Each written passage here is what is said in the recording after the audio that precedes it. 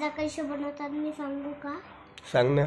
हे बघा, आधी ब्रेड घेतात, त्याला गरम करतात, त्याच्यावर टोमॅटो टाकतात, सॉस टाकतात आणि मिरची टाकतात, कांदा टाकतात, चिकन टाकतात, असं करतात आणि मग त्याला ना गरम करायला ठेवतात तव्यावर.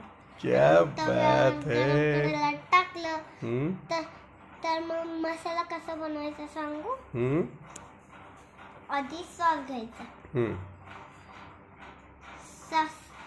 सॉसला ना असं दाबायचा सॉसच्या ह्याला पॅकेटला आणि मग ते जसं दाबलं मग तसं ते असं गोल झालं ना तर त्याला असं कापायचं असतं. मग त्याला असं ना एक गोल गोल गोल गोल पीस टाकायचे असतात एका पिशवीमध्ये.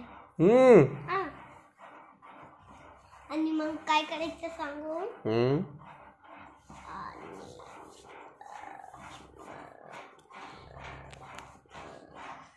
आणि मग ना त्याच्यात थोडीशी मिरची टाकायची, तिखट लागायला पाहिजे म्हणून. मिरची टाकली की त्याला थोडस असं पॅक करून थोडस गरम व्हायला टाकतात.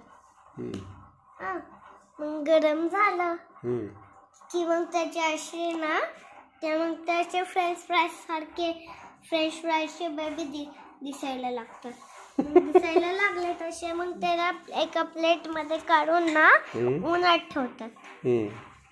उन्हात ठेवलं की मग त्याला परत त्या पिशवीत मध्ये ठेवायचं. आणि उन्हात किती वेळ ठेवायचं सांगू? उन्हात किती वेळ ठेवायचं सांगू त्याला? अर्धा तास. अरे बापरे, उन्हात? उन्हात ते अर्धा तास ठेवलं. बस पुढे नको नेऊ काही. तर ना तर काय करायचं सांगू? तर त्याच्यात असे ना केळीचे चिप्स बनवायचे. ओके, ठीक आहे. त्याचेच तुकडे करायचे केळीचे चिप्स. मग त्याला पण दाबायचं, त्याला पण त्याच्यात टाकायचं आणि मग त्याला असं पॅक करून मिक्स करायचं.